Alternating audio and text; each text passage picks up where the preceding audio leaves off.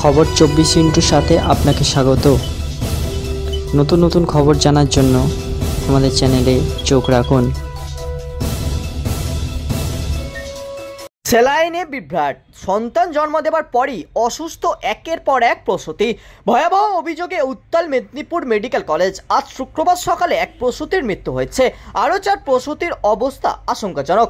পরিবারের অভিযোগ, সন্তানের জন্ম হওয়ার পর থেকেই প্রসূতিদের শারীরিক অবস্থার অবনতি হতে শুরু করে। প্রসবের সঙ্গে রক্তপাত শুরু হয়। আত্মীয়দের অভিযোগ, সেলাইনের কোনো সমস্যা ছিল। কেউ বলছেন ছত্রাক ছিল সেলাইনের ভেতরেই, আবার কেউ বলছে মেয়াদ উত্তীর্ণ সেলাইন দেওয়া হয়েছে। মুখে কুলুপ এঁটেছে হাসপাতাল কর্তৃপক্ষ। বৃহস্পতিবার থেকে অভিযোগ সামনে আসতে শুরু করে।